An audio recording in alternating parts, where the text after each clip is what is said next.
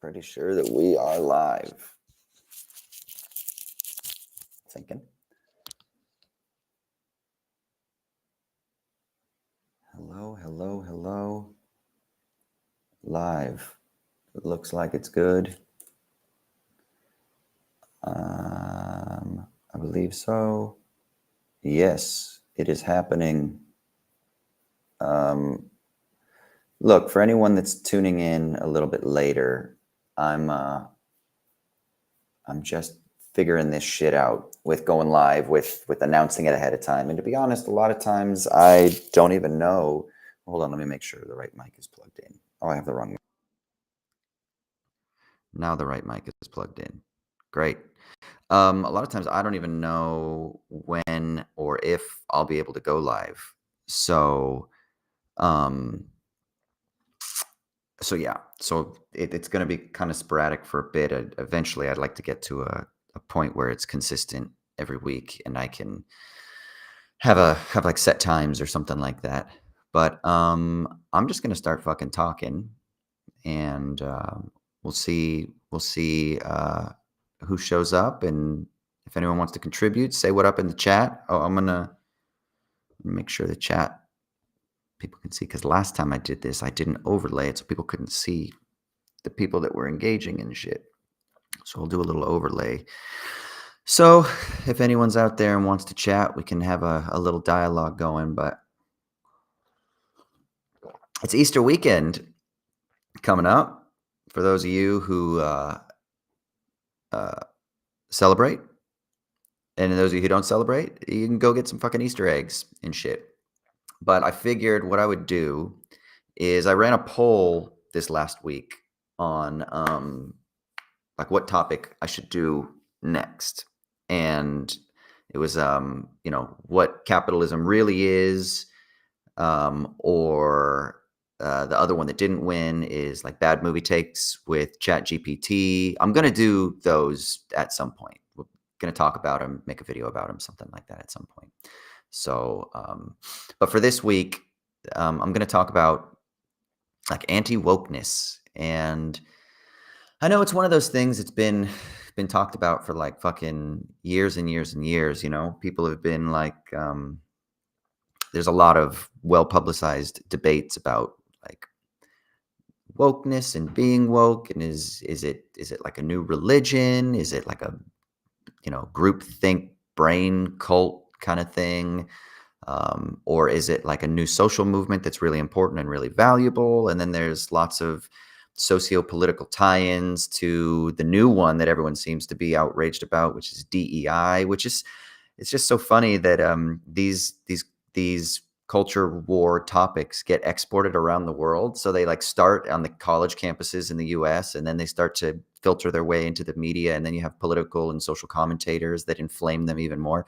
And then somehow they get exported around the world and they become issues in countries where they probably didn't even fucking start. And then now you have countries that, and I guess too, there is a sense in which the sentiment for that undergirds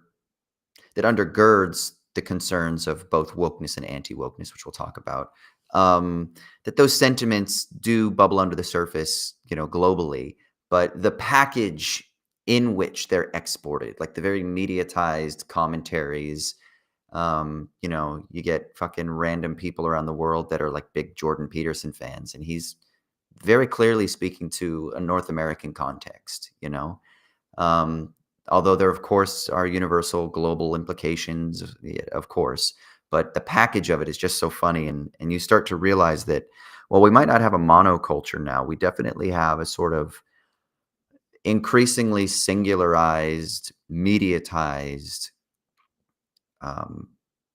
like format for how it is that we talk about things and how we engage with things. And so I feel like I've kind of got a unique insight into the whole woke and anti-woke movement, and I wanted to kind of work through some things, and hopefully, some people might find it valuable, and if nothing else, it's organizing my thoughts and kind of putting it down into not a script, but a little outline that I can kind of talk through. So yeah, so that's kind of, as you can see from the topic, anti-woke ideology is nothing new, is kind of what I want to talk about. And I think the main way that I would describe why it's nothing new is I'll just start by giving a little bit of background about me and my experience with conservatism and the conservative church. So I'm from Southern California, born and raised in like LA, Orange County. And then when I was 22, I had like a big freak out on some drugs. And I thought I was going to die. And I thought I was going to go to hell. I thought like demons were taking over my soul and shit like that, right? Um, and and and for years, I've like rethought about that moment, like what happened. The easy reductive explanation is chemicals in the brain caused some sort of hallucinatory response, and because I grew up in a conservative Christian environment, somewhat, and I was exposed to the teachings of the church, that the thoughts that came to me were the thoughts that were inculcated into my system. And so I had fucking demons in my mind because I was scared of demons from growing up in the church, that kind of thing. Like that's the kind of like basic reductive explanation. And I'm not even saying that it's wrong, but like that's the one, right? The scientific explanation. And then, of course, there's like the Christian interpretation, which is that somehow the veil was ripped open and I saw behind into the heavens, or not into the heavens, but into the bowels of hell, and that God kind of allowed me to get a glimpse of true reality beyond the material world. That's like the conservative Christian take on it, right? Well, at the time, I was 21. I was almost 22 years old. I took the Christian conservative interpretation of it. And I can kind of just back up a little bit and explain why. So while I wasn't raised in a strictly Christian environment in my early years, I did go to Christian school, right? So in Southern California, it's really common, and in America, it's really common to go to a private school, and those private schools are often affiliated with some sort of religion, right? So I went to a Christian school, and I fucking from what, 5 till I was 8 or 9 maybe. I was in this Christian school and we did like Awana. And if you know what Awana is, it's like after school Bible classes and stuff like that. And you would like memorize Bible verses and you'd get like little jewels in your little thing with the Bible verses that you memorized. So I had Bible verse mantras and content in my mind that I was kind of aware of at a very young formative age. My mom was not a Christian. My dad was not a Christian. They too had their own kind of experiences, but they weren't practicing believers, right? Then when my dad was 30, he got cancer and it scared the hell out of him. Yeah. And he converted to like hardcore evangelical Christianity, you know? And he started taking me to church. Now, I should also mention my mom and my dad were never married, so living with my mom during the week, then they ended up splitting up when I was like 1 or something like that. So on the weekends, I would visit my dad, and during the week, I'd be with my mom. Well, after my dad converted on the weekends, that meant Sunday we were going to fucking church, right? So we'd go to church. And so from 10 till I was about 16, maybe 9. Gosh, let me see. If my dad was 30, or maybe even a little bit younger, 8, no, maybe 9, 10, something like that, I guess. Something like that, 9. We were going to church on the weekends, and that was kind of a new thing.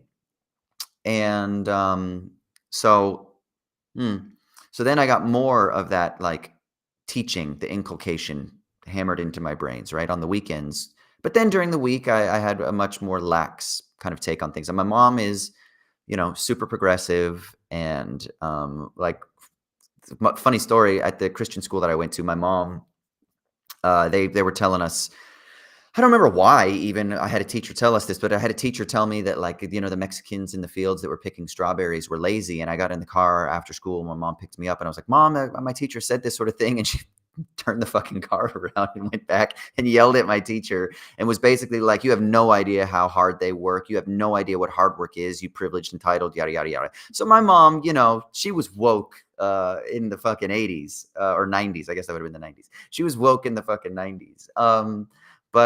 So that was kind of the world that I grew up in. Weekend, going to church during the week. My mom was, much more just kind of like, let's fucking love people and take care of each other and stuff like that. And here's the thing. I'm not trying to say that my dad isn't that way. My dad obviously wanted to love people too, but there's that hard shell that you get of judgment, of law, right? That comes in with the church. And so it's interesting then that there are those two experiences that kind of forged me, right?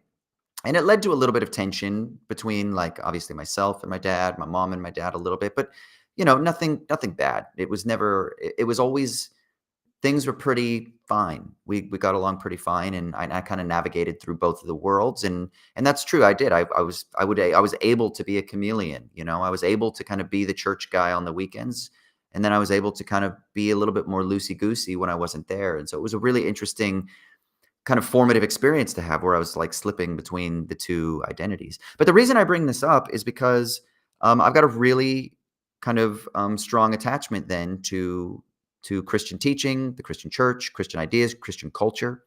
At about 16, I stopped going to church, but I still had the ideas in my mind.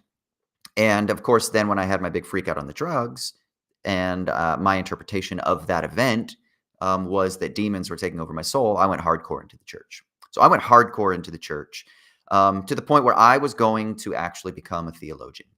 So for people who don't know this, I'm actually ordained as a minister. And I have a bachelor's degree in theology with an emphasis on Bible. I've got a master's degree in philosophical theology. And I ended up doing, PhD research in another field, but I was on track I was going to be a pastor, and then I was going to be a theologian. That was it. And a theologian, if you're not as familiar, it might sound like some sort of, who the fuck is a theologian nowadays? They're basically people who teach theology or teach the Bible, write about theology at the university level, right? That was the goal. That was the goal.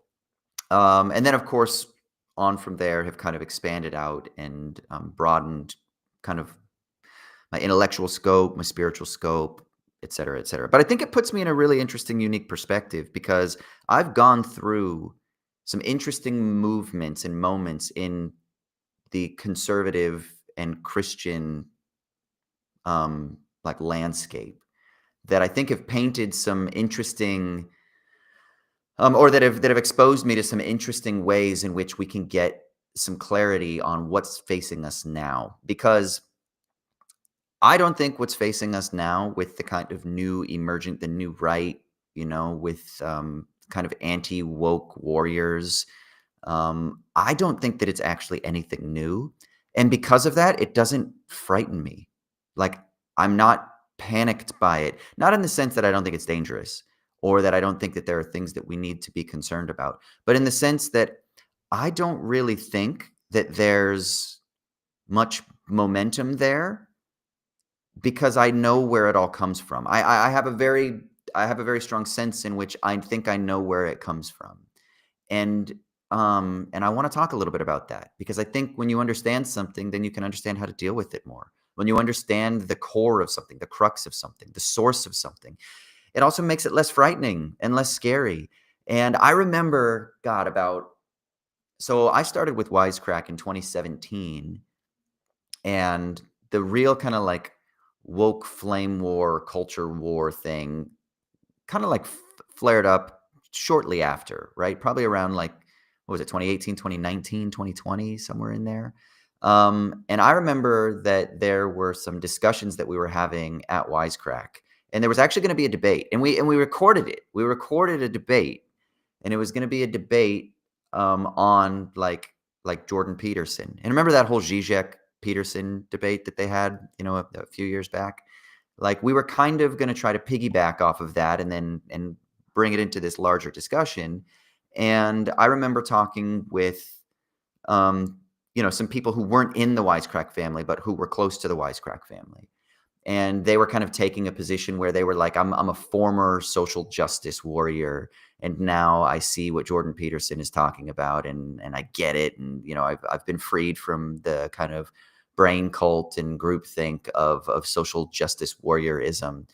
And it was so funny because whenever I heard this person talk in particular that we were doing this discussion with, but then anyone else kind of that came out of that world, and especially when you listen to like the commentators, all I hear are the exact same arguments, fear, panic, and worries that I heard my entire life from conservative Christians, right? And I think that they thought that they were like being fresh or arguing against the tide in a way that was somehow unique or different from that same kind of conservative panic that's been around for, centuries. And I think it's important for us to understand maybe where the source of that comes from. Now, I can't do like a full, "What up, Rick Evans? How you doing?" We're chilling. We are chilling, Rick. Just gonna talk about some shit, I can't paint like a full historical genealogy going back to like ancient times. But I think that even if you go to the fucking Bible itself, in the Old Testament, there's a battle between the conservatives and the progressives, right? The prophets are the progressives, and the Levitical priesthood, they're the conservatives. They're the ones who want like order and establishment, follow the rules, and they want to maintain their power as well. They're like self-legitimizing why the Levitical priesthood are the ones who should be the kind of standard bearers that should dictate the terms and the culture of the ancient Israelite community. And what then turns into what we now know and think of as Judaism is a very particular structure, religious structure, that kind of emerged out of these debates, right, over hundreds and thousands of years, right? And then you have the prophets, who are kind of like the crazy fuckers. They're the ones who are like, no, it's not about the law. It's about your heart. They're like, actually, you guys are sticking too much to the rules and the traditions when really it's about just being faithful to God, that kind of thing. So they were, of course, in a different time, but they were kind of the progressives relative to the conservatives of their time, right?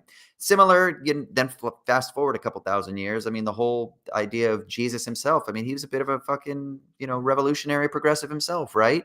Where you have the Pharisees and the Sadducees, who are the people that are trying to hold the rules and the laws. And Jesus is kind of like, no, no, no, no. You guys don't quite get it. It's not about the law. Screw the law. Screw following the rules and things like that. And they're like, but that's not the way things are. We have our traditions and stuff like that. And he's like, no, no, no. Don't worry about that stuff. There's another way of being, a higher way of thinking things. So relative to what the conservatism was at that time, he was quite a progressive.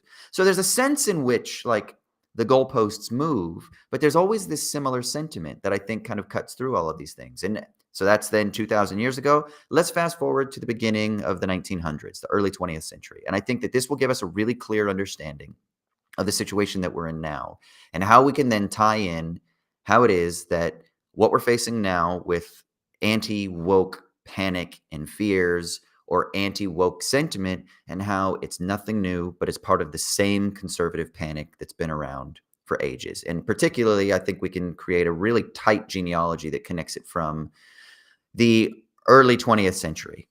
So like right around the late 1800s to the early 1900s, when there was a particular panic that was hitting America. So I'll tell you a little bit about kind of like the trajectory that I think we can go, and then we'll start unpacking things. But yeah, Rick, I'm doing all right. It's 10:50 in the morning here in Sydney on Friday. Good Friday, by the way. So happy Good Friday to everybody. It's 10:50, and I got a coffee, I got a tea, and I got a cup of water, and I just had a smoothie. So I'm doing well. But okay, so essentially the argument that I'm going to make is that there is a connection from early 20th century battles with what's called liberal theology, which I will explain, that connects it to the late 20th century battles over something around what was called the emerging church. And if you don't know what any of these things are, don't worry, I'll explain. And how that then helps us understand the anti-woke movement that's facing us today. And I think we can understand all of this through the lens of how it is that capitalism is a religion. So that might sound, how are you going to connect those threads, Austin? Well, there is a way. So, first, I want to talk about this guy. His name is J. Gresham Machen. And so I'm going to J. Gresham Machen. Who is J. Gresham Machen? J. Gresham Machen is this stern looking fellow here. That's J. Gresham Machen. J. Gresham Machen was the president, I believe, of Princeton Theological Seminary. Let's see. He's a professor of New Testament, blah, blah, blah. The last great Princeton theologians, blah, blah, blah, Calvinist. Blah, blah, blah. I can't remember if he was the president, but he was at Princeton Theological Seminary. So what is Princeton Theological Seminary? So Princeton Theological Seminary is the seminary where pastors go to train, that's attached to Princeton University. So Princeton, obviously Ivy League school, was originally um, um, a religious institution, and they still are today. They still have a theological seminary there. Oh, don't worry, Yakko, you're joining a little late. We're just getting started. We've just been doing warm up stuff to now. And Dan, thanks for popping in. Cinemethology and Owls at Dawn will not die. They will come back somehow, but everybody's busy. I feel like Raymond and I talk about on Cinemethology. Cinemethology is going to be one of those ones that we probably drip feed until we die. It might be one episode a year, but it's just really, really. And then even Owls at Dawn. Troy and I started Owls at Dawn because we just wanted to fucking hang out with each other, and we lived abroad. And we went to school together. We went to university together. And we just wanted to be able to hang out together and talk shit. And we had no idea that people would actually start listening to the podcast. We were like, we'll just fucking put on a mic. Let's just record. Maybe a couple grad students. That's what we thought. Like a couple grad students will be interested in us talking about philosophy and stuff like that. And then it kind of popped. But Troy and I, we just wanted to hang out with each other because we just missed gabbing about philosophy and culture and politics and stuff like that. And it's the same thing with Raymond and Cinemethology. We just love to talk about movies. And I can't say too much, but Raymond we're also trying to work on making some movies. So those of you who know Raymond from Wisecrack and Cinemethology, Raymond is actually editing his second feature film right now, and it'll be up on Shudder. It's like a horror thriller. It'll be up on Shudder. What year? I can't imagine it would be this year. It could be this year, either this year or next year, but I think it's next year. You'd have to talk to him about it.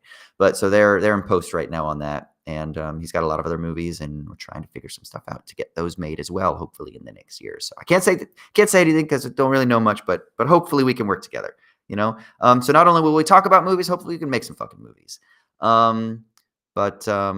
Yeah. So thanks, Dan, for sending some love. Yeah, seeing a new app pop up in my Apple Podcast feed every few months was always a treat. I'll take both pods, one app a year. Absolutely, Dan. Thanks so much for stopping in.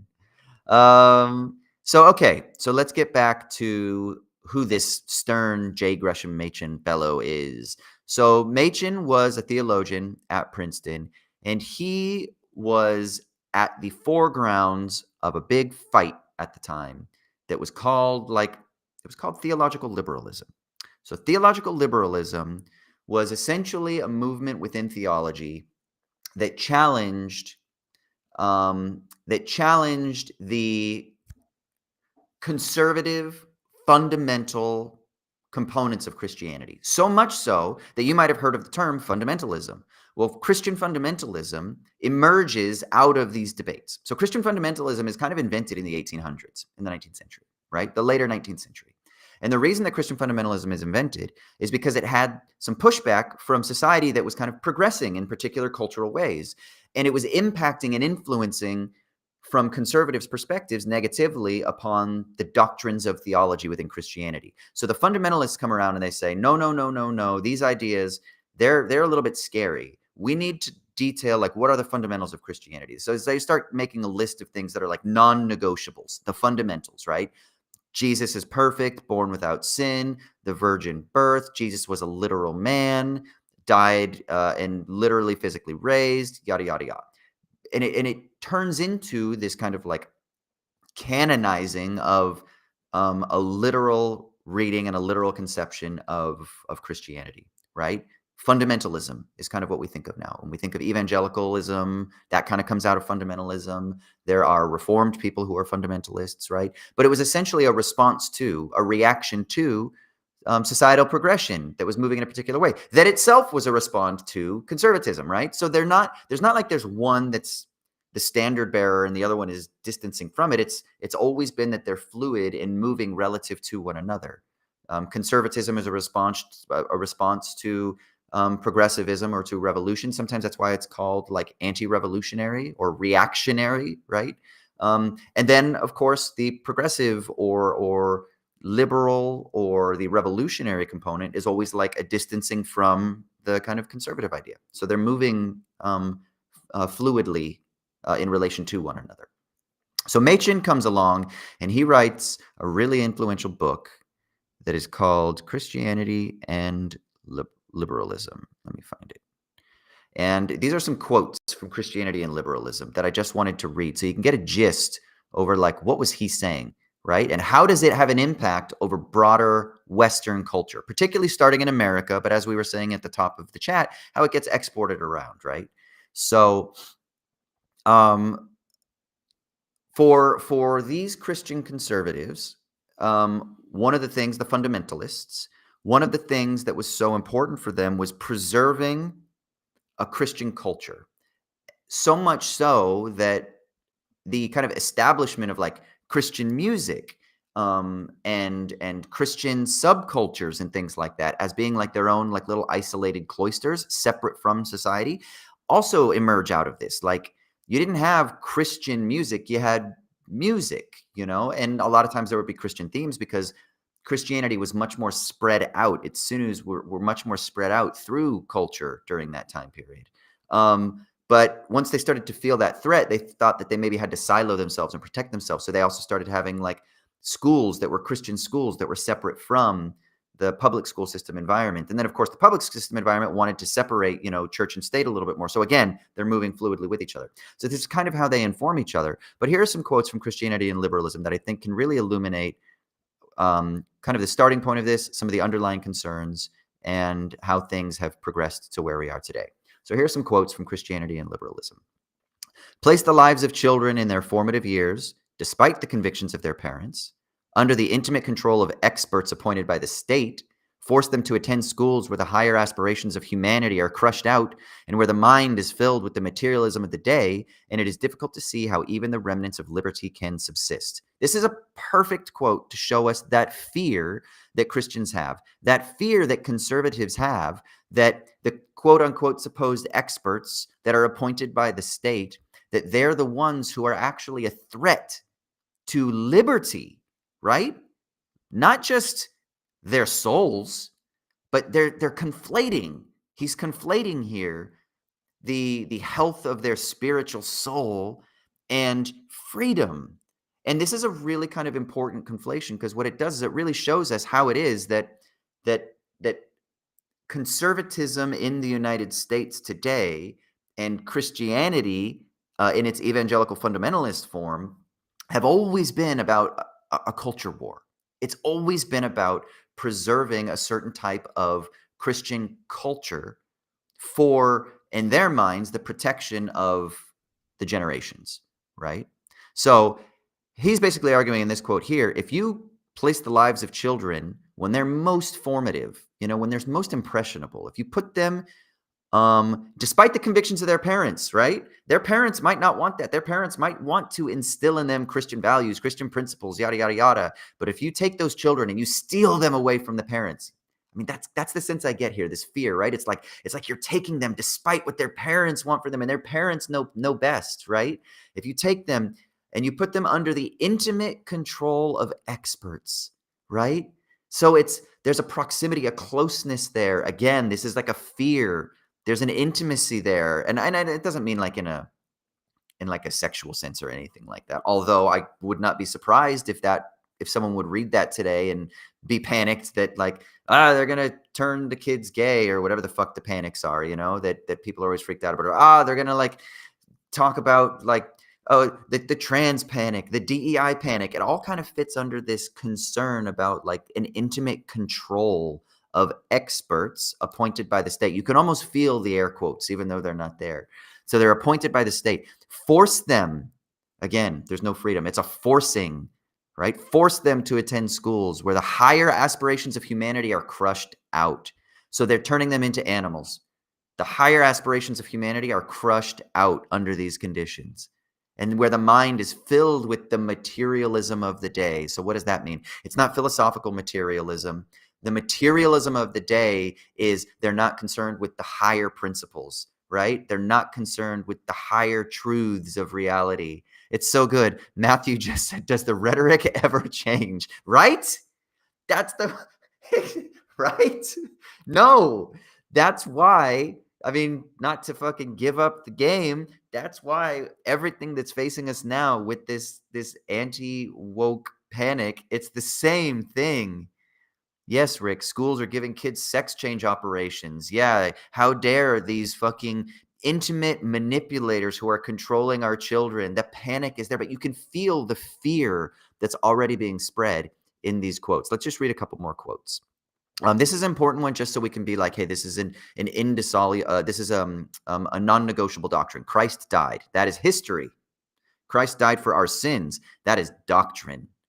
Without these two elements joined in an absolutely indissoluble union, there is no Christianity. The reason this is important for Machen is outside of the culture war part, he's also fighting a religious war. We might call it like an institutional war within Christianity, where he's concerned that people from within the church are going to dissolve away at the purity of the doctrines. And if you somehow deny that Jesus was a literal person, like if you are a bit more Gnostic and spiritual and be like, oh, well, maybe it was like a spiritual interpretation. Maybe there was no literal sense, or maybe the death wasn't that he was like spilling his blood to kind of pay the price for our ransom, but maybe it's much more that he was like a political revolutionary who was killed, and so there's an example that's served, and the community that form around him is supposed to learn from that example. Any of that shit, even if you tiptoe into any kind of realms of what's called like the social gospel, that's like really the point of Christianity is to try to transform society for more progressive ends, so that there's more love and openness and acceptance, and widows are taken care of, and the poor are fed, and all that other shit. Any of that stuff that can kind of like tip into blasphemy, right? So we have to preserve this. Otherwise, there is no Christianity. And this is just one of the kind of indications of one of the doctrines, right? Again, a public school system, if it means the providing a free education for those who desire it, is a noteworthy and beneficent achievement of modern times, right? So it would be great if it means public education, great. That's a really good thing. But when once it becomes monopolistic, again, fear language, controlled by the state, controlled by the federal government, monopolistic, it is the most perfect instrument for tyranny, which has yet been devised, right?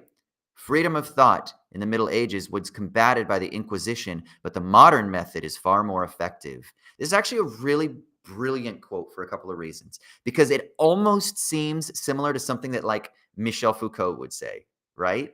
Where it's talking about the panopticon, and how, or even someone like Louis Althusser, who writes about something called ideological state apparatuses, where he critiques the education system for its ability to forge people under a sort of capitalist logic. And I want to get to this in a minute as well.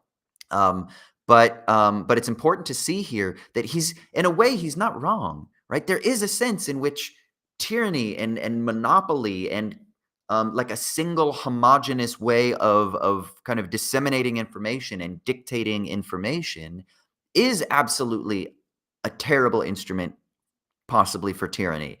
The point, though, is that it's interesting that he then presumes, and his readers would understand what he's talking about, that any sort of system that deviates from Christian doctrine and its fundamentals is monopolistic and tyrannical. That's the thing that he's saying, right? So you can again see that the fear here is anti-freedom, monopoly and control, tyranny, right? A distortion of otherwise good intentions, right? Like a public school system, if it means providing a free education, that's a great, worthy, and positive thing. But that's not what we're facing. We're facing a distortion of something, which again is a very sort of, if you understand sin nature in Christianity, and especially how someone like a J. Gresham Machen would think of it, he's what's called a Reformed Calvinist. He would think that we're all kind of born with a sort of stain, the mark of Adam on us anyway.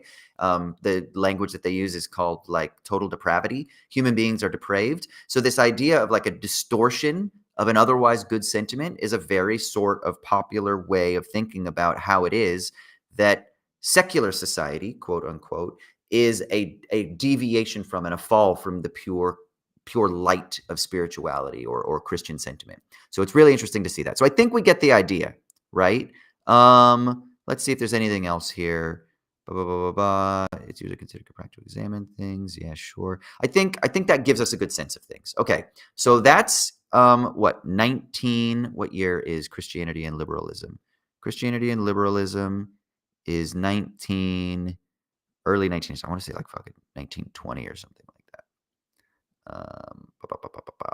Christianity and liberalism is 1923. So that's 1923. So this is over 100 years ago now.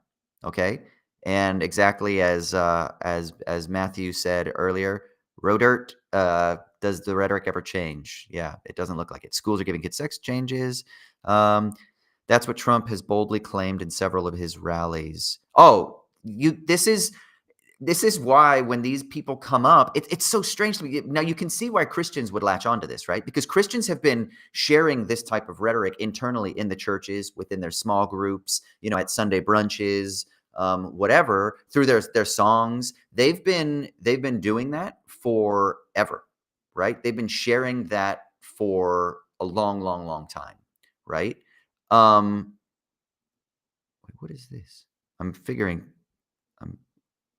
Oh gosh, I don't want to touch too many buttons. I'm learning how to use Restream here.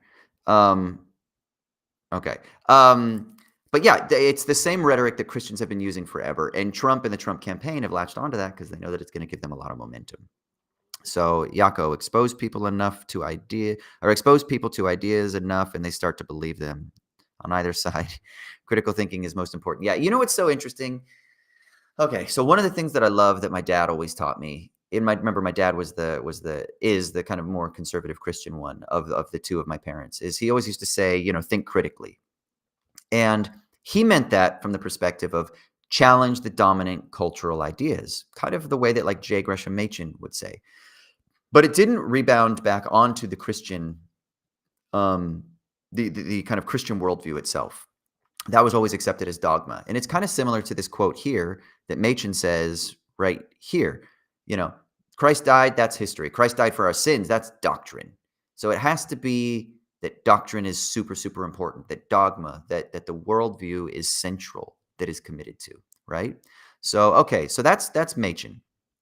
So the second movement that I want to talk about is something called the emerging church, and it really started in the 1990s. And so I want to show you, since we're on this screen already, I'm going to show you a book called The Truth War by John MacArthur. So let's see if there's quotes from it. Here we go. John MacArthur, Truth War. This will be great. The Truth War, fighting for certainty in an age of deception. So now it's important for us to think about this. Okay, so John MacArthur actually was my pastor for a little while. I had a personal relationship with him. I was very close with people in his family. I know John MacArthur very well, and he's one of the most influential pastors in the United States within this kind of like conservative evangelical movement. Okay. So John MacArthur wrote this book called The Truth War, and it was a response to this movement that was called the emerging church. Now, what is the emerging church? The emerging church, was helmed by some guys, Brian McLaren and Doug Padgett, and there's a lot of people who came. There was this guy named Mark Driscoll who was kind of like emerging church adjacent, but then he kind of he was always like a Calvin. He was still more conservative with some things, but like people would have called him, if you were super conservative, you would have called him emerging. And if you were more on like the fucking Brian McLaren, Doug Paget side of things, you would have probably thought that he was a bit, bit conservative still. But this movement in the emerging church, here, I'll just go to the Wikipedia page for now, just to sum it up. The emerging church wrote a bunch of books, and they started to kind of change how it was that the church service was done. They wanted to challenge some of the dominant beliefs and ideologies, and they wanted to do it because they basically thought that there was, a lot of stuff that had been hemmed in by the fundamentalist movement that had prevented some of this, like Jaco was just saying, critical thinking that would allow us to maybe consider some other aspects within the Christian tradition, things that academic scholars, that New Testament scholars, that Old Testament scholars, that religious theorists, that mystics have considered, but those things have been just completely shut out from the American Christian church.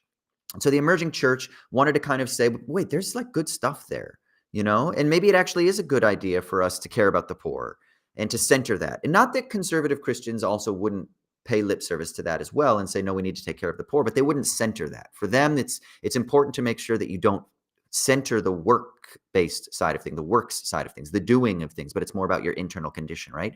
Whereas the emerging church they took from a lot of different traditions, from the social gospel tradition, from a little bit of the conservative tradition, from the mystic tradition, from the Catholic tradition, even from other religions. And this is why there was a big panic and pushback against the emerging church. And again, very similar to what J. Gresham Machen in Christianity and Liberalism was fighting against in 1923, these conservative pastors and conservative theologians, John MacArthur, D.A. Carson, a lot of these guys who wrote all these books, John Piper, who wrote these books, they also wanted to, erect the boundaries around the sacred inner circle, the inner world, the inner doctrine, and the inner teachings of Christianity to preserve their people, to preserve their flock, and to to create a kind of immunity barrier against these external influences. So let's just see if we can just read a little bit about the emerging church here. Blah, blah, blah, emergent conversation. Emerging churches can be found around the globe. Okay. The emergent movement and emergent conversation, we don't need to get into the weeds around the difference between the emerging church, but essentially, members come from a number of different Christian traditions. Some attend local independent churches. House churches were really popular at this time. Like emerging church house churches, where they would be like, we're not going to some stale building. We're just going to meet in people's houses. Like I actually was a part, I'll tell you this. I was a part of a couple different emerging church movements. And this is when I was kind of like, I was in school studying religion and Bible and stuff like that. I was kind of coming out of conservative evangelicalism myself. And we started like some like house church type of things where it was basically just like bros getting together and like playing music on our guitars and like sharing our hearts and like our struggles and like drinking wine and like eating food. And that was for us like breaking bread and like drinking wine. So we were still doing communion, but we'd like it was like real shit. And we thought we were getting to like the core of like men's struggles, like sexual temptation and anger and like the pull towards like material success to like be rich and powerful and a lot of that stuff. And of course, because we came out of the Christian church, a lot of it was based around like lust, right? That was like the big one, right? That people would always want to talk about and struggle through because you're just fucking taught to be so shameful of any sort of sexual desire that you have when you're in the church, right? So, but the good sides of it were that we were able to express ourselves in ways that we didn't feel like we could under like the more rigid kind of standard traditional church model. And so we'd get together, once a week and we'd hang out, but also we'd play poker together and we'd smoke cigars and we would drink beer and we wouldn't get drunk, although sometimes we did. And then we would feel bad and then we would ask for forgiveness and we'd confess to our brothers like, man, just keep me accountable, shit. And I'm teasing myself a little bit, but it was also real, man. These guys were really helpful in giving me community in a place when I was trying to think through how I could find a new landing place if I was moving out of the kind of conservative evangelical mindset that had kind of come to dominate me at this point. So house churches were a really big thing. Also, they would have churches and they would have like different setups. You'd have like couches in the church and, maybe like somewhere they'd have like a labyrinth and candles and stuff like that. And of course, Conservative individuals who wanted things to be a certain way, they were afraid not only of the structure of how things were done, but then more importantly about some of the teachings, and those teachings that didn't center those fundamentals. So, but one of the biggest, I'm going to show you this. One of the biggest fears was right here. Okay. This is the word that everybody's afraid of, postmodernism, right? So participants in the emerging church, they sought to live their faith in what they believed to be a postmodern society. Disillusionment with the organized and institutional church has led participants to support the deconstruction of modern Christian worship and evangelism and the nature of modern Christian community. This is what's so important, right? So, in short, the emerging church took seriously the challenges that come from a postmodern world, right? What is a postmodern world? In very simple terms, it's an orientation that challenges modernity, that challenges what's called meta narratives, like the grand narrative story that overarches over society, that kind of guarantees meaning within a given epoch or season or time, right? So under the modern mindset, under a modern epoch, under a modern orientation, modernity, modernist, there would be certain narratives like that the West is on a path towards liberation through global capitalist territorialization, right? And that the end goal would be liberation for all, right? So the postmodern idea would say, I don't know if that's true, man. You had a couple centuries to try to figure out your whole modern narrative thing, and that led to World War I, World War II, colonialism, a lot of fucking bloodshed, horrible technologies that were used to like destroy people, not only in the like actually ending their lives, but then torturing people or leaving them irreparably harmed. So I don't know so much, right? So you get this movement in the middle of the 20th century to the latter half of the 20th century that's skeptical towards these kind of grand ideas. Well, Christianity is threatened in that because Christianity is a grand narrative that gives meaning from within like a singular standpoint, right? So if you start flirting with postmodernity or a postmodern ethos that is skeptical about that, well, then you're kind of like, if you're a Christian, you're like, well, fuck postmodernity. Now, does this sound familiar? Does this sound familiar? Who else rails against postmodernism? Well, like all the fucking anti-woke people today. Jordan Peterson is obsessed with the pitfalls of postmodernity. Camille LaPaglia, she's obsessed. James Lindsay, he's obsessed with postmodernism. Now, do any of them actually understand postmodern theory? Somewhat, a little bit. But I think what they do is they do the exact same thing that these conservatives did in the late 90s and early 2000s, who were afraid of the emerging church. And basically what they say is that postmodernism is some sort of threat to traditional values. It's going to destabilize society. It's going to destabilize our economy. It's going to destabilize our politics. And it's ultimately going to lead to a degradation and a downfall of everything that exists, right? And so let's just read some quotes from The Truth War. This is just one text that would have been pushing back. And the reason it's called The Truth War is because so much within postmodernity, one of the fears is that there's no single standard for truth. Remember, the modern conception that there's a single narrative that justifies or that gives meaning or that sets the trajectory for everything is kind of contested within a postmodern ethos because it's kind of like, I'm not sure I buy that sort of thing, right? You might say you're speaking universally and that you care about everybody, but like, do you really, or do you just care about protecting corporate power? Do you really, or do you just care about preserving the Western, kind of economic order? Do you really, or do you just care about preserving kind of Christian dogmatic dominance over culture, right? So, which then doesn't allow for difference, variation, multiculturalism, et cetera. And these are things that, people who are not within that conservative mindset want to value and want to see if we can figure out how to work within rather than just simply pushing aside and then trying to smother as they get kind of like snuck into or squeezed into that dominant ideology or that dominant paradigm, right? So truth has always been important because if there is no singular foundation of what is true and what is not true, then that means that fluidity will damage and ultimately lead to the kind of fragmentation and dissolution of all that is solid in our society. And it's really important that we maintain those things for the conservatives, right? So here we go.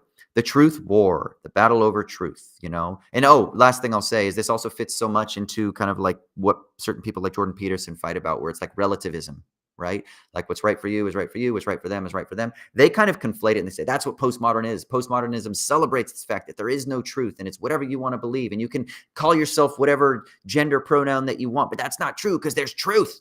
There's truth that doesn't allow for that, right? So here's the problem. Okay, I'm going to get to it, I guess, at the end. But here's the thing. This is why I think both sides of the culture war actually get sucked into a bullshit debate. Because if you even accept the terms of those debate, like if you try to meet Peterson where he is at that level, you've already lost the game. If you try to then engage with allowing someone like a Peterson or someone who might be like a follower and acolyte of a Peterson, if you try to allow the anti-foundationalist argument to be one that even has value, then you've already created a straw man.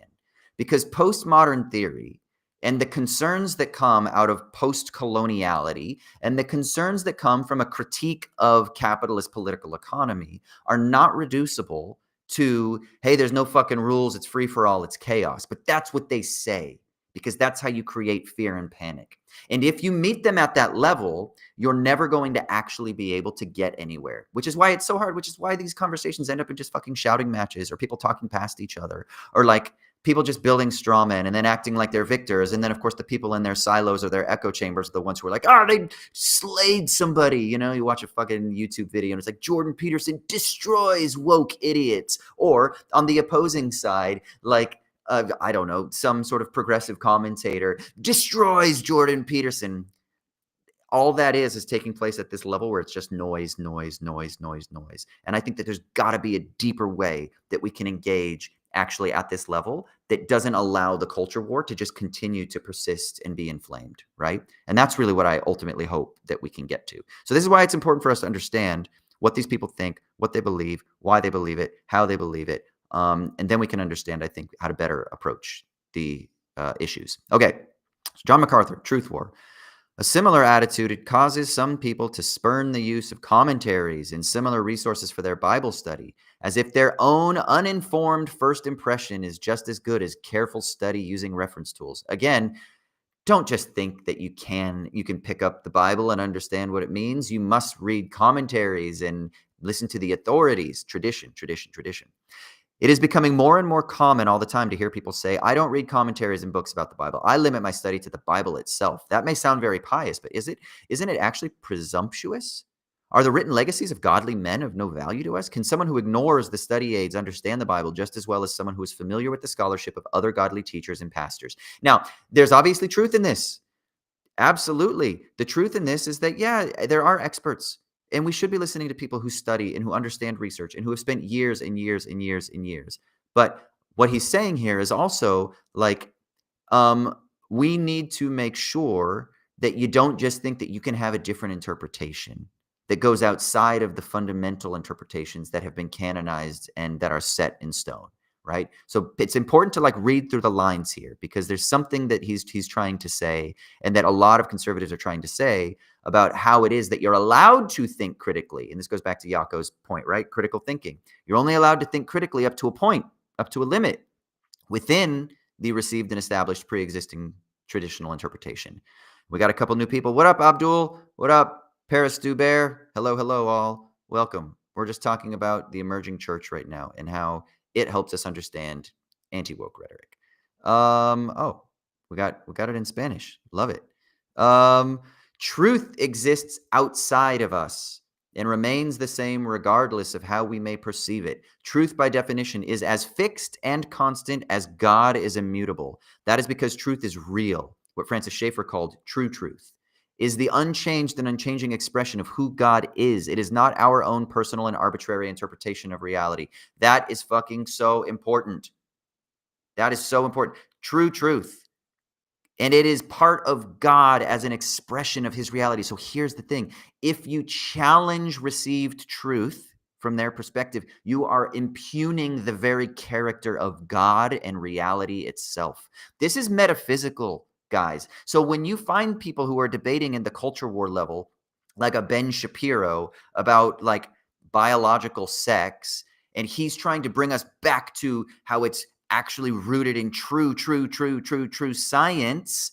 There's a metaphysical, theological component to this where it's like you cannot contest that. You cannot even try to say that, well, actually, like maybe where we delineate the lines within the gender spectrum is the arbitrary decision. Why is it at this point rather than this point? And what about, these possibilities for different variation? And that seems to be a cultural decision. So if you start asking any of those questions, you are impugning the very character of God, right? The very character of reality. Is it any wonder why someone like Jordan Peterson has gone from being like a liberal defender to writing books on the Bible now? And to like being really interested in Christianity and maybe kind of like a Christian himself? Is it any wonder? No, it's because they talk about a slippery slope, like deviating away from Christianity. There's a slippery slope that goes straight into dogmatic Christianity, right? And that's the slippery slope here, is if you are so afraid of difference, if you are so afraid of uncertainty, then what happens is you got to cling to some system that will ground you in absolute truth, right? Some system that will give you absolute meaning. Otherwise, it's terrifying because you're just lost out floating in the sea, right? Which is so interesting because my philosophy research is really centered on a lot of existentialist thinkers, particularly Sartre, which I've written a book on and lots of articles and stuff like that, but Nietzsche as well. And one of the things that they often talk about is embracing our freedom and kind of the uncertainty that comes with being tossed into these uncertain, crazy situations. And then let's take this one step further beyond. If the metaphysical assumption of conservatism is this idea that you're imputing the character of reality of God itself by deviating from any sort of dogma, even by a little bit, the kind of flip side to that is that the metaphysical foundation for a lot of the existentialists is that actually there is no singular foundation, that there is a sense in which there is flux and fluidity, but it's our job and our responsibility to work within that. Not to just say, well, there's no rules, fuck it, chaos, whatever you want to do is right for you, and let's just start fucking, torturing babies for fun.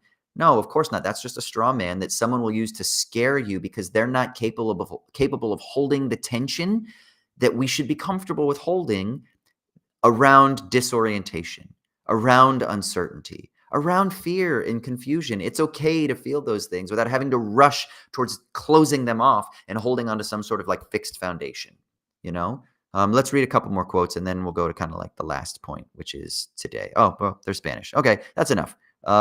You get it. The truth war. That's the John MacArthur thing. Rick says, trust those who seek the truth, but doubt those who say they have found it. I love that. Yeah, I think without reducing things to like, sound bites or like an Instagram quote, the beauty in that quote, Rick, is that I find myself to be like a seeker. And I vary in my own personal experiences and understanding like what I believe in and how I believe in it. And that's not always comforting, but I do find it valuable and it is motivating and it is inspiring. And there are moments of comfort, but then there are moments of doubt. And here's the thing too, is like even like some of the most religious people in the entire world, I know of people from the church who, when they were going through medical issues or other personal psychological issues or facing particular contracted social and political moments, that they started having doubts. And it's okay to be in those places, and that's not a bad thing. That's not temptation from the devil. That's not you, like, doubting your faith, you know? And even if you do doubt your faith, like that's okay too, in anything, whatever your fucking system of belief is. I'm not even talking about religion.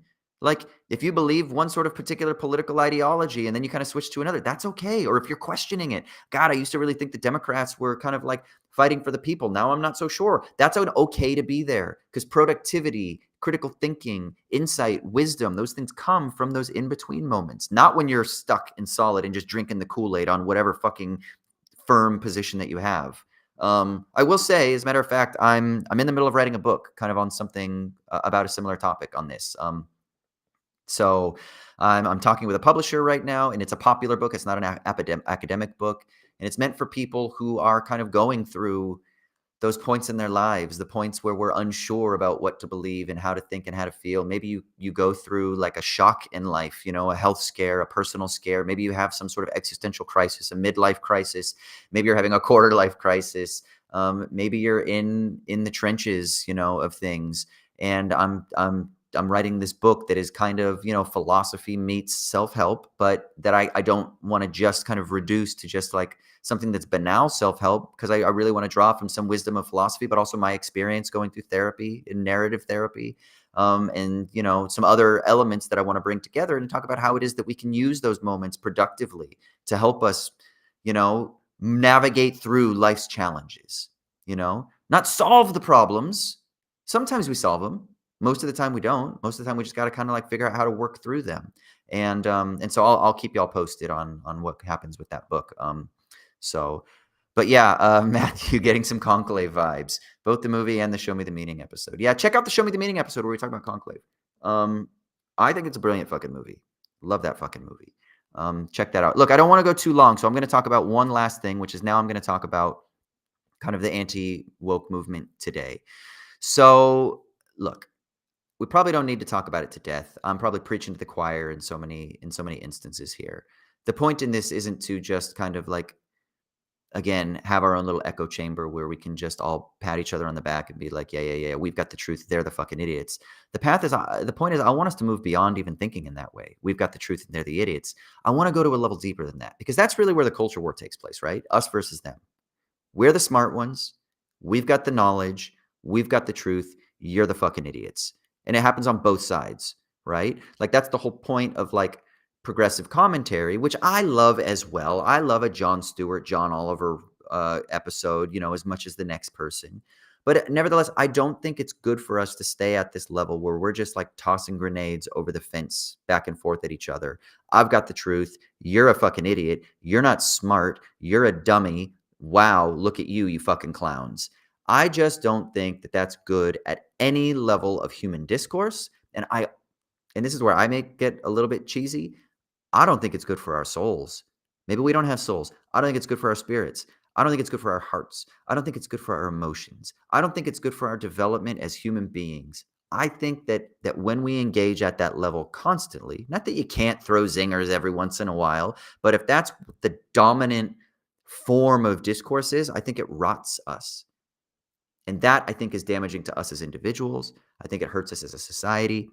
And it certainly makes it so that the culture war continues to deepen by creating stronger silos. And then there's like no possibility for any sort of discussion, conversion, collaboration. And now some of you might look at that and be like, well, fuck them. Why would I want to talk with them? If they're like denying certain rights for people that I love, then fuck them. Or even myself, fuck them. I get that. And I think you're absolutely right. At the same time, I have been around so many fucking people who have converted, who have changed. I have converted and changed. I've been around so many people that you can reach and you can give insight to. And I don't want to say that like, hey, let's just create a marketplace of ideas and let's let horrible ideas be platformed. And then we just hope that the good ideas will emerge. I don't want to say that either, right? There's something else that I really think. I guess the point is that I understand that the culture war is taking place and that it has to happen, but I want to minimize the amount of damage that it does to ourselves as we get sucked into and caught into the flame war, the flame throwing culture war. And that was my whole point when I go back to like the discussion with Wisecrack, where we had people that wanted to debate, Peterson and stuff like that.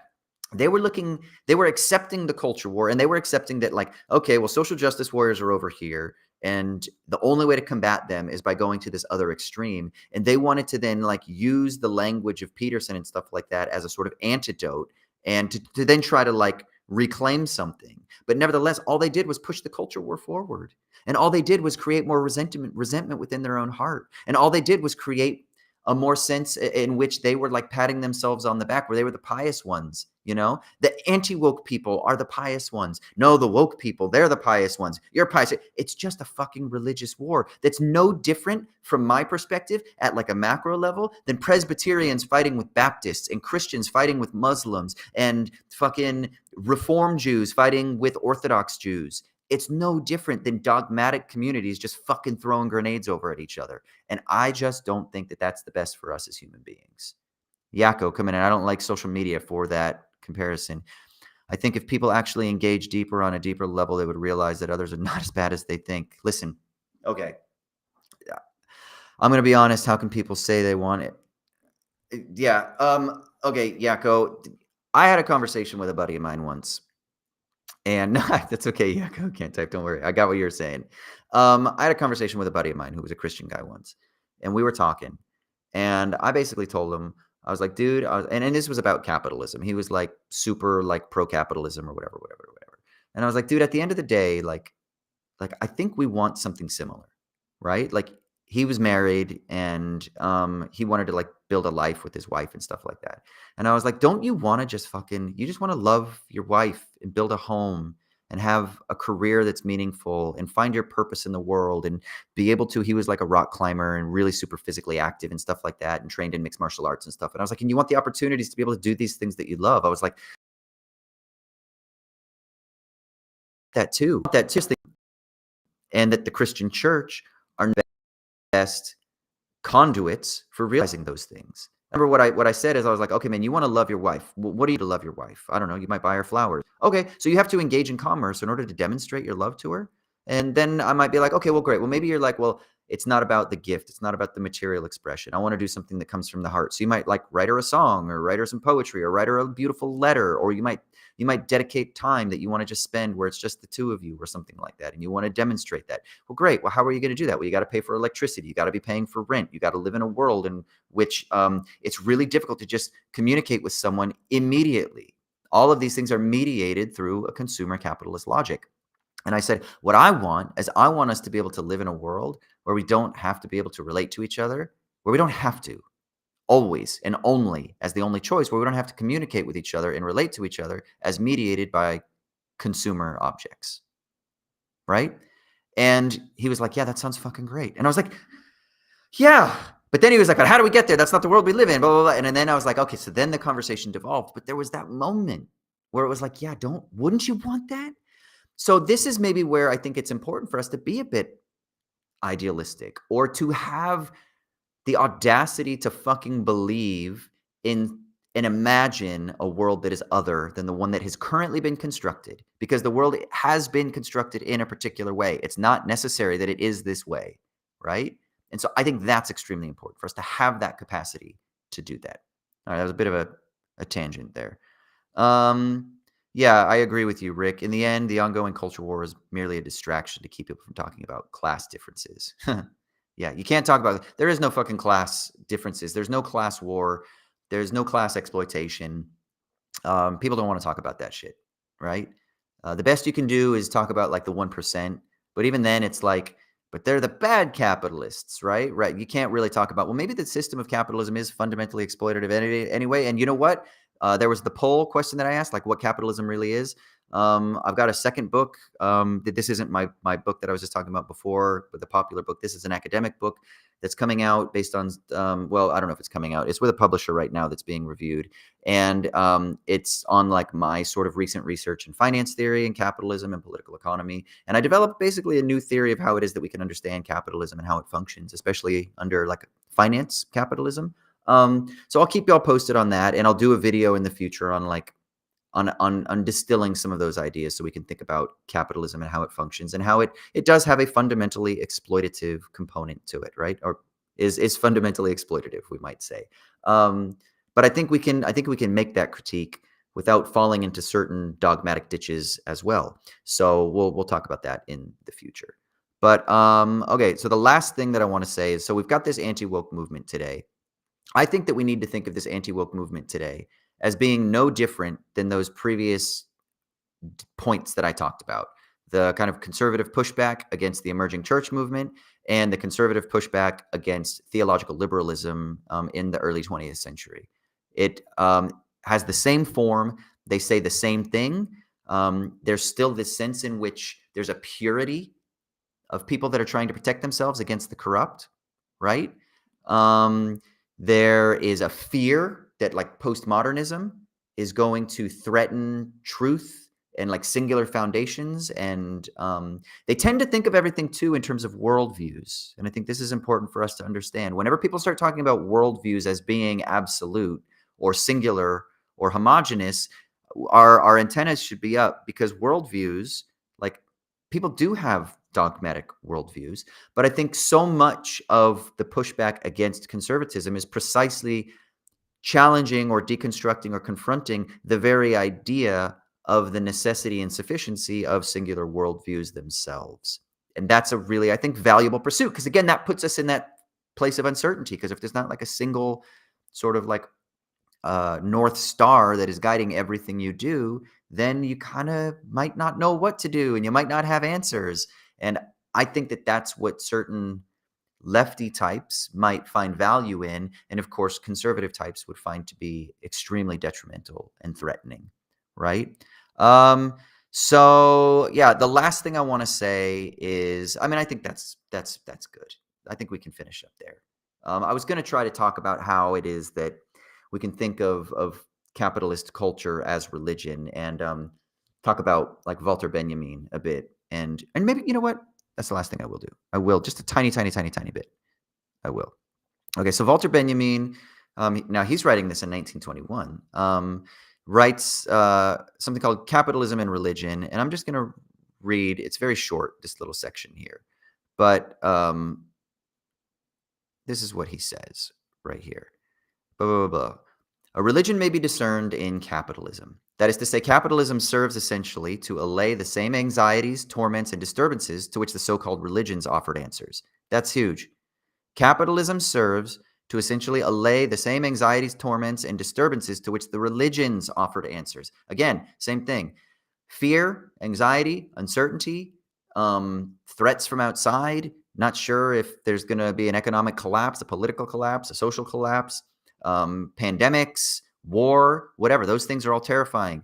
People turn to religion. Well, you know what else people turn to? Capitalism. Capitalism will save. If we are on the path of capitalist efficiency, liberation is just around the corner. It's always ahead, which is the way that they can dangle the carrot in front of individuals to incentivize people to continually chasing and chasing and chasing and chasing, right? The proof of the religious structure of capitalism, not merely as Weber believes, as a formation conditioned by religion, but as an essentially religious phenomenon. This is what's different.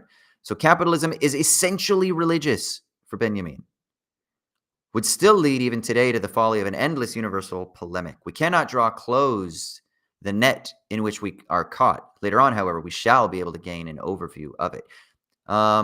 Nevertheless, even the present moment, it is possible to distinguish three aspects of this religious structure of capitalism. In the first place, capitalism is a purely cultic religion, perhaps the most extreme that ever existed. In capitalism, things have no meaning only in their relationship to the cult.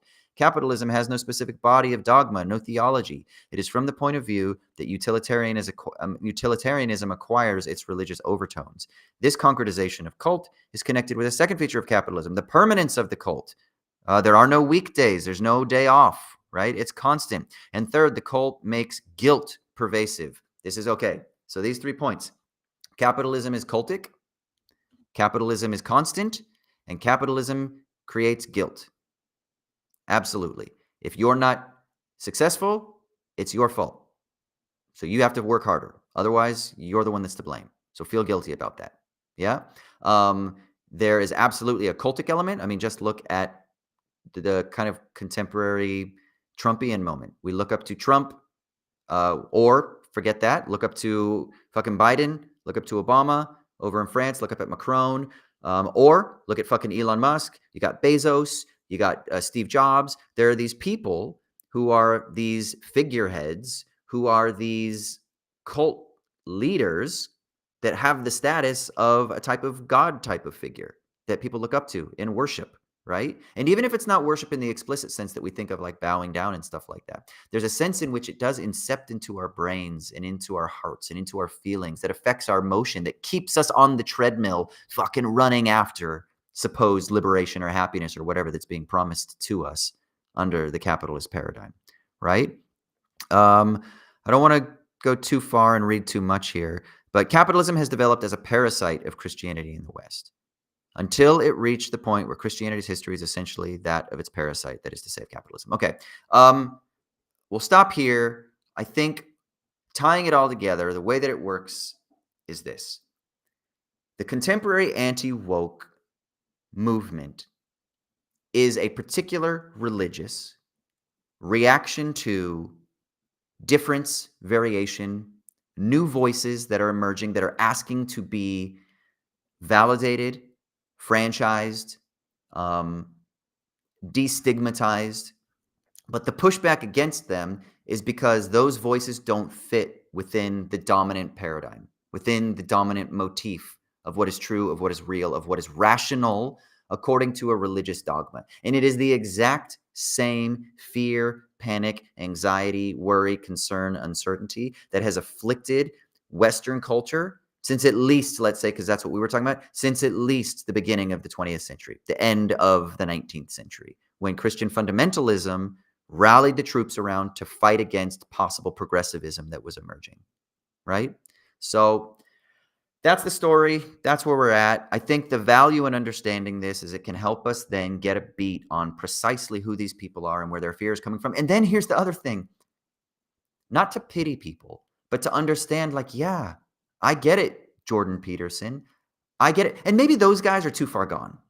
Maybe the conversation shouldn't happen with the Jordan Petersons and the James Lindsays and the Matt Walshes and those motherfuckers, the Ben Shapiros. Maybe that shouldn't happen. Maybe they're too far gone. They're the dogmatists.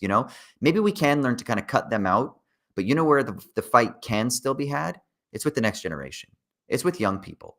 Young people are being seduced, particularly young men are being seduced by these fucking peddlers of slop, by the Jordan Petersons. That's where someone like an Andrew Tate can come in because there's a vacuum of actually anything valuable and meaningful that Jordan Peterson and them are creating. They're creating the vacuum, right? They're saying there's nothing there for you. There's nothing there for you. There's nothing there for you. You hear that long enough, you start believing it. And then someone else can come along and they can be like, whoop, I can give you something.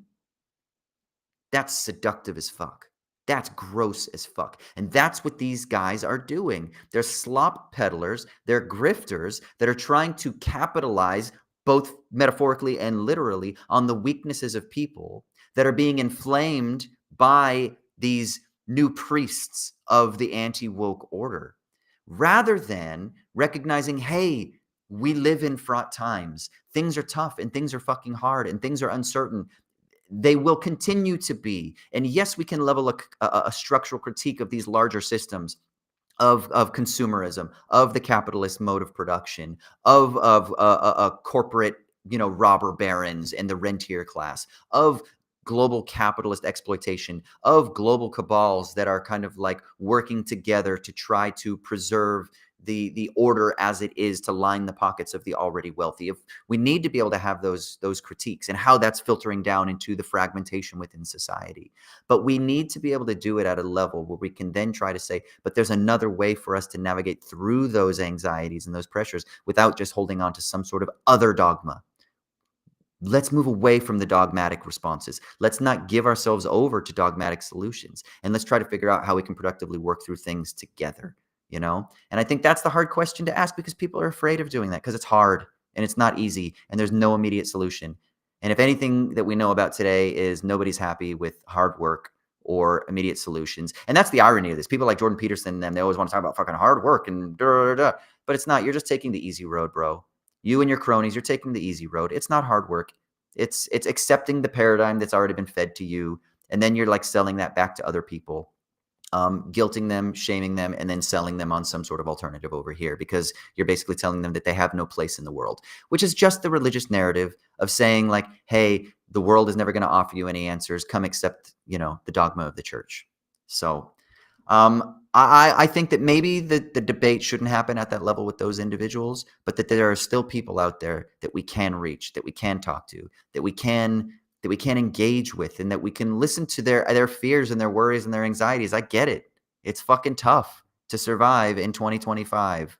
It's going to be tough in 26, 27 in the West. It's tougher if you're not even in the West, right? But what we don't need to do is we don't then need to accept the top-down narratives of people who don't really have our best interests in mind. So anyway, I'm going to go ahead and wrap it up from there. Thank you all for tuning in. Thank you, Matthew. Keep coming in. If you got friends, loop them in. All of you are obviously already a part of the Uncle Austin crew. So thank you so much for the chats and stuff like that. So we'll keep going. I think Wisecrack Michael is going to come on in the next week or something like that. Or maybe I'm going to go on his and we're going to have a chat. Got some other people lined up that I'm going to be talking to. So we'll just keep things going, keep things moving, and yeah, catch y'all on the